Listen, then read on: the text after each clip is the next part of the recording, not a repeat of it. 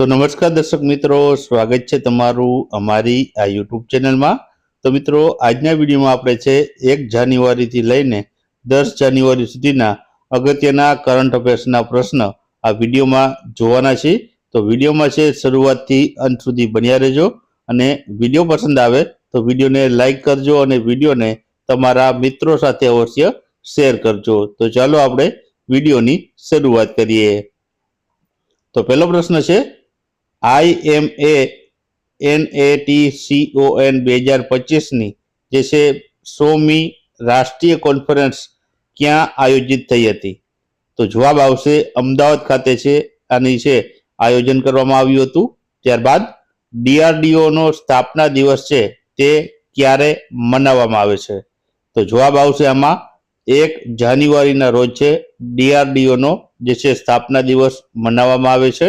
ત્યારબાદ કતારમાં યોજાયેલી વર્લ્ડ બિલિયર્ડ્સ ચેમ્પિયનશિપ 2025માં ભારતના અર્જુન એરિગેસીએ કયો મેડલ જીત્યો છે? તો જવાબ આવશે બ્રોન્ઝ મેડલ જીત્યો છે। ત્યારબાદ ખગોળશાસ્ત્રીઓએ કયા ટેલિસ્કોપનો ઉપયોગ કરીને તાજેતરમાં જ બ્રહ્માંડના સૌથી અસામાન્ય ગ્રહોમાંના એક લીંબુ અથવા તો રગ્બી બોલ જેવો ગ્રહ PSR J2322/2650b ને શોધી કાઢ્યો છે? તો જવાબ આવશે જેમ્સ વેબ સ્પેસ ટેલિસ્કોપ છે તેની મદદથી છે તે આ ગ્રહને જે છે શોધી કાઢવામાં આવ્યો છે। ત્યારબાદ પ્રખ્યાત રેતી કલાકાર સુદર્શન પટનાયકે છે કયા રાજ્યના લીલાંદ્રી બીચ પર રેતી અને સફરજનનો ઉપયોગ કરીને વિશ્વનું સૌથી મોટું સાન્ટાક્લોઝનું શિલ્પ બનાવી નવો વર્લ્ડ રેકોર્ડ સ્થાપ્યો છે? તો જવાબ આવશે ઓડિશાના આ બીચ ઉપર છે તેમણે આ રેતીની કલાકારી દર્શાવી હતી। ત્યારબાદ આગળનો પ્રશ્ન છે કે તાજેતરમાં કોની ગુજરાતના નવા ઇન્ચાર્જ ડીજીપી તરીકે નિમણૂક કરવામાં આવી છે? તો જવાબ આવશે ડોક્ટર KLN રાવ છે તેઓની જે છે નિમણૂક કરવામાં આવી છે।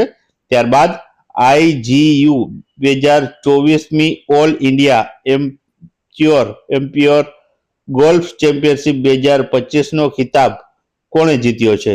તો જવાબ આવશે સુખમન સિંઘ છે તેમણે જીત્યો છે। ત્યારબાદ બિહારનું પ્રથમ સુપર કોમ્પ્યુટર પરમ રુદ્ર ક્યાં લોન્ચ કરવામાં આવ્યું છે? તો જવાબ આવશે IIT પટના ખાતે। ત્યારબાદ T20I ક્રિકેટમાં 4000 રન પૂર્ણ કરનાર સ્મૃતિ મંધના છે તે ભારતની કેટલામી મહિલા ખેલાડી બની છે? તો જવાબ આવશે ભારતની પ્રથમ મહિલા ખેલાડી બની છે જેમણે T20Iમાં જે છે 4000 રન પૂર્ણ કર્યા હોય। ત્યારબાદ INS વાગશીર સબમરીનમાં સફર કરનાર શ્રીમતી દ્રૌપદી મુર્મુ ભારતના કેટલામાં રાષ્ટ્રપતિ છે? તો જવાબ આવશે 2જા નંબરના ભારતના રાષ્ટ્રપતિ છે જેમણે INS વાગશીરમાં જે સબમરીન છે તેમાં સફર કરી હોય। ત્યારબાદ પ્રગતિ પ્લેટફોર્મની 50મી બેઠકની અધ્યક્ષતા કોણે કરી હતી? તો જવાબ આવશે વડાપ્રધાન નરેન્દ્રભાઈ મોદી દ્વારા છે તેની અધ્યક્ષતા કરવામાં આવી હતી। ત્યારબાદ તાજેતરમાં જ કોણે વિજયપથ AI શિક્ષણ પહેલનું ઉદ્ઘાટન કર્યું હતું? તો જવાબ આવશે નિર્મલા સીતારામને। ત્યારબાદ તાજેતરમાં કોણે ભારતીય વાયુસેનાના vice chief of the air staff તરીકે પદભાર સંભાળ્યો છે? તો જવાબ આવશે એર માર્શલ નાગેશ કપૂરે। ત્યારબાદ ભારતીય AI સંશોધન સંસ્થા ઇન્ડિયન AI રિસર્ચ ઓર્ગેનાઇઝેશનની સ્થાપના ક્યાં કરવામાં આવી છે? તો જવાબ આવશે ગિફ્ટ સિટી ખાતે છે તેની જે છે સ્થાપના કરવામાં આવી છે। ત્યારબાદ સૌથી ધનિક ભારતીય મૂળના પ્રોફેશનલ મેનેજર કોણ બની છે? તો જવાબ આવશે જયશ્રી ઉલ્લા બની છે। તેઓ છે એરિસ્ટા નેટવર્ક્સના પ્રમુખ અને CEO રહેલા છે। ત્યારબાદ આગળનો પ્રશ્ન છે કે વર્ષ 2025માં કાંકરિયા કાર્નિવલને કેટલા વર્ષ પૂર્ણ થયા છે? તો જવાબ આવશે 18 વર્ષ છે પૂર્ણ થયા છે। ત્યારબાદ 8મું રાજ્ય પગાર પંચ રચનાર ભારતનું પ્રથમ રાજ્ય કયું છે? તો જવાબ આવશે અસમ રાજ્ય છે। ત્યારબાદ ન્યુઝીલેન્ડે આગામી 15 વર્ષમાં ભારતમાં કેટલા ડોલરના રોકાણની ખાતરી આપી છે? તો જવાબ આવશે $20 બિલિયન. ત્યારબાદ તાજેતરમાં જ NIA ના વડા તરીકેનો વધારાનો હવાલો કોને સોંપાયો છે?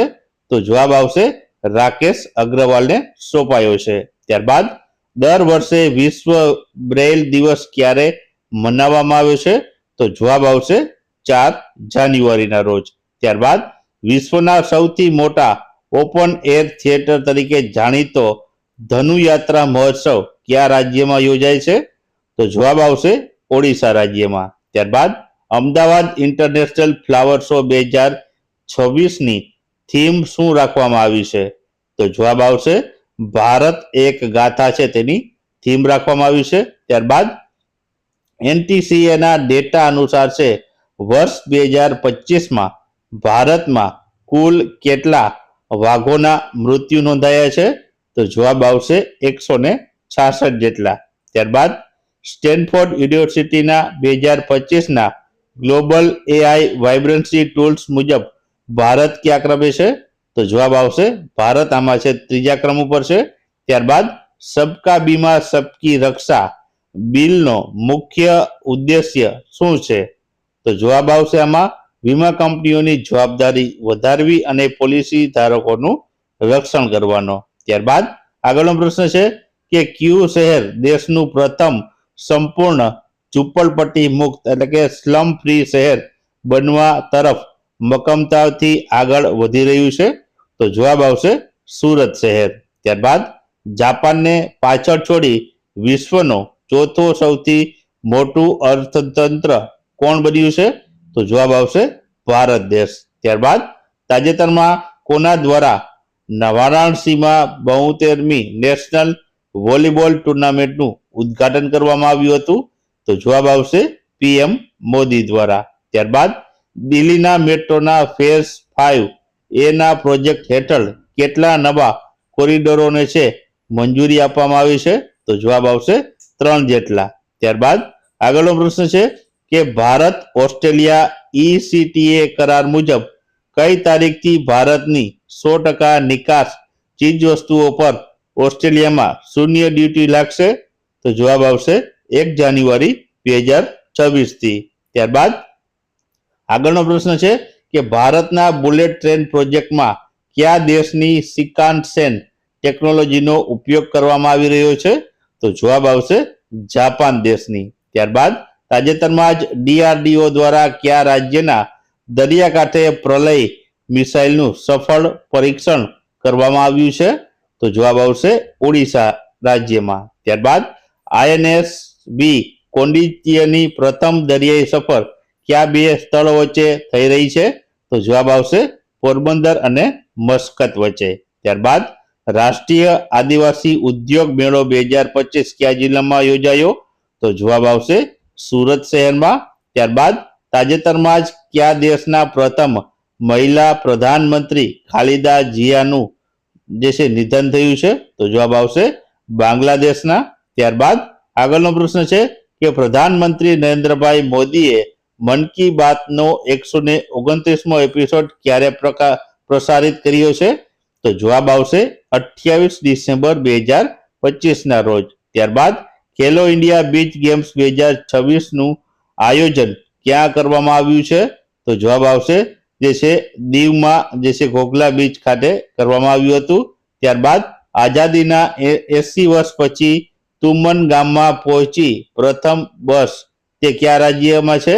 તો જવાબ આવશે હિમાચલ પ્રદેશ રાજ્યમાં. ત્યારબાદ જસ્ટિસ મિશન 2025 યુદ્ધાભ્યાસ કયા વિસ્તારમાં કેન્દ્રિત હતો? તો જવાબ આવશે તાઇવાનની આસપાસ. ત્યારબાદ 5મું ASI સિમ્પોઝિયમ ક્યાં યોજાયું હતું? તો જવાબ આવશે PRL ખાતે.